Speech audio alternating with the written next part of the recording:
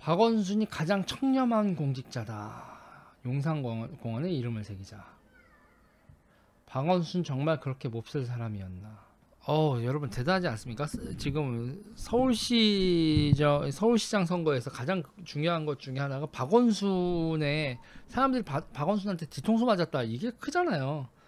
아니야, 박원순은 좋은 사람이었어. 왜 피해자한테 지금 그 가한 그 피해가 좀 너무 황당한데, 그런 피해를 두고서도 말이죠. 여기서도 갈리고 있는 게 있어요, 여러분.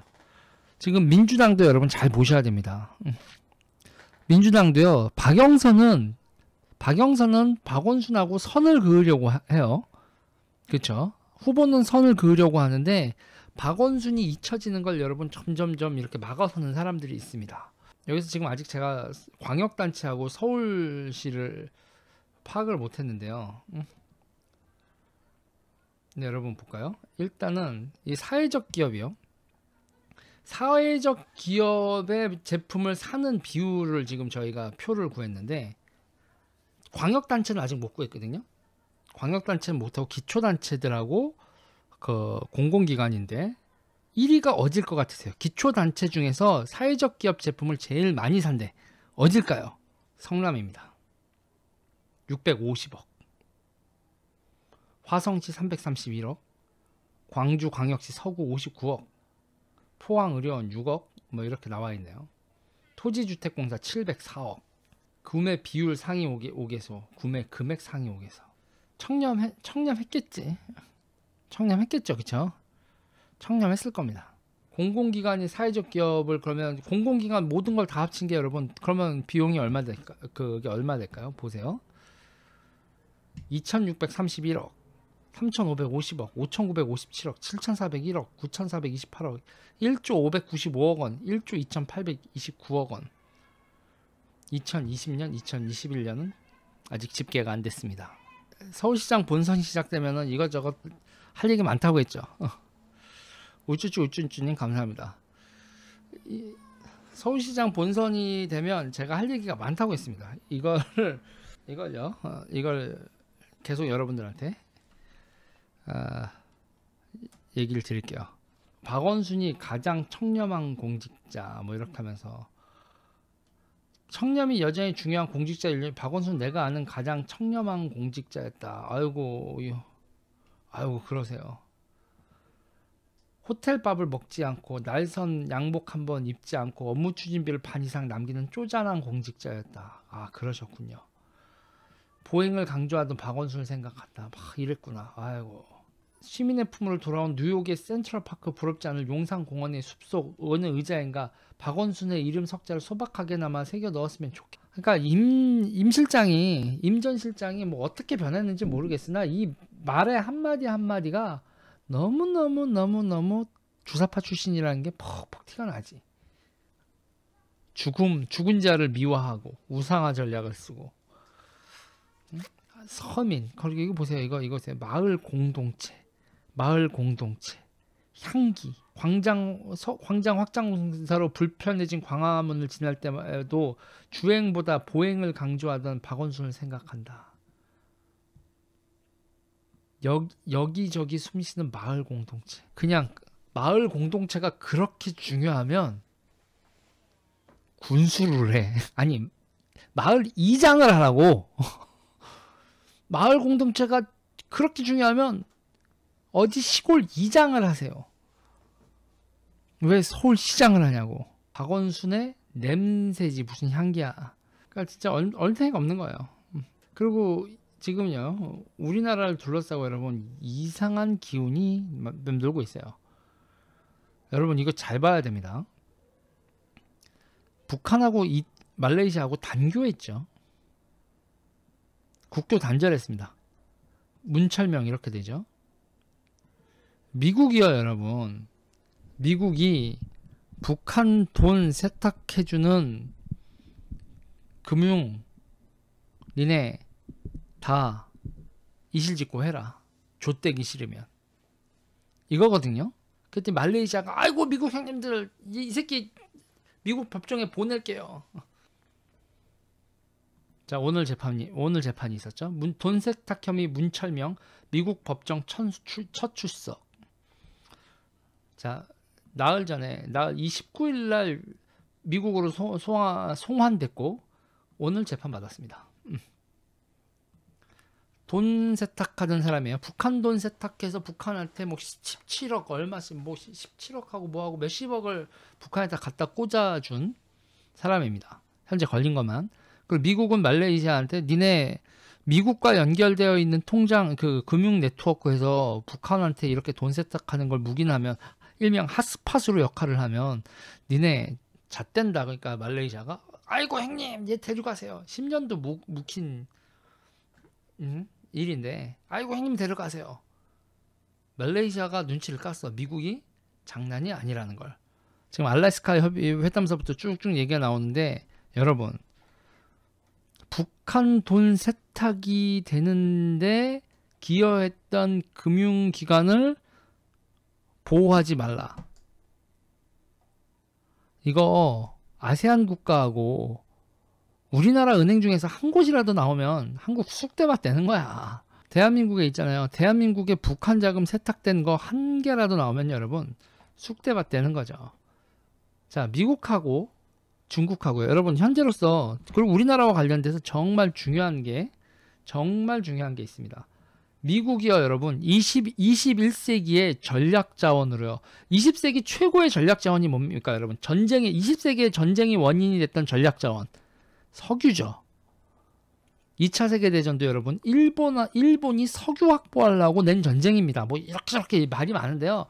일본이 산업을 고도화하는 과정에서 꼭 필요했었던 석유를 확보하기 위해서 태평양 전쟁을 벌인 거예요. 제일 큰 원인은 뭐 자본의 축적과 시장의 확보와 뭐 어쩌고저쩌고 하다 그냥 석유 전쟁이야.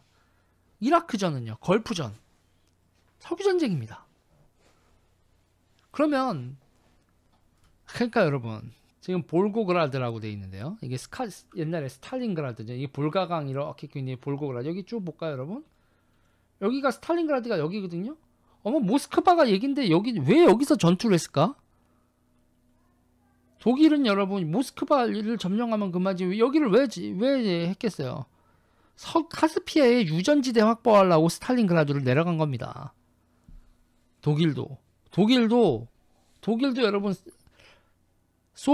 그 당시 소련을 침공하고 모스크바가 아닌 이 볼고그라드, 스탈린그라드 여기로 향한 이유가 여기 카스피아의 유전 확보하려고 그러니까 석유 때문이에요. 자, 20세기의 전쟁은 한마디로 석유 확보 전쟁입니다. 그러면 물어보자고요. 미국이 뭐라고 선언했어요? 21세기에 석유하고 똑같은 위상의 전략자원, 지금 현재 2021년에 석유 수준의 전략자원으로 급부상한 거 반도체요. 반도체를 석유 수준의 전략자원으로 선언을 했다고요. 그러면 여러분 있잖아요. 반도체를 그렇게 선언을 해버리면 그러면 미국의 가장 중요한 프론티어가 여러분 그리고 미국에 있잖아요.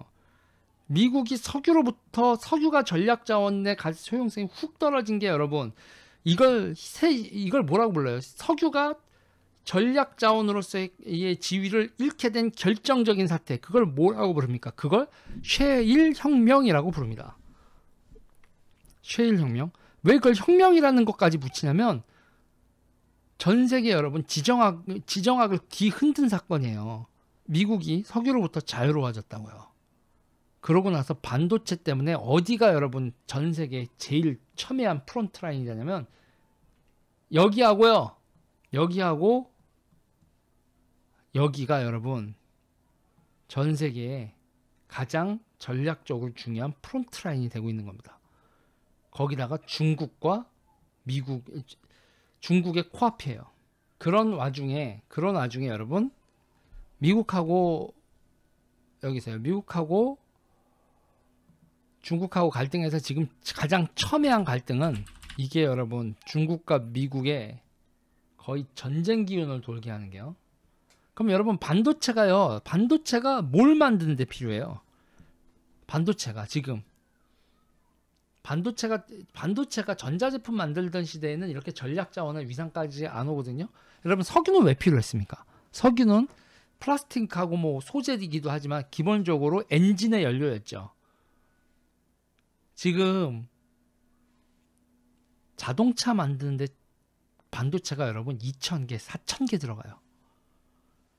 2,000개, 4,000개 들어간다고요.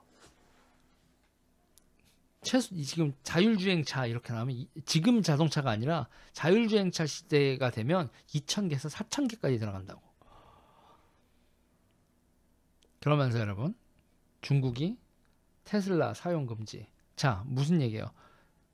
세계에서 가장 큰 자동차 시장은 중국이죠. 그런데 중국은요, 지금 중국 자동차가 해외로 수출 품질도 그렇고 내수 시장이 워낙 크니까, 내구 시장이 워낙 큰데다가 해외에서 그렇게 이미지가 좋지 않으니까 수출까지는 엄두도 못 내고 있었는데, 내연 자동차에선 그렇게 그냥 B급에서 전기 자동차에서는 세계 최고 수준의 제조를 하겠다고 중국이 작정을 하고 나오고 있는데, 현재 세계 최고의 전기 자동차가 어디예요?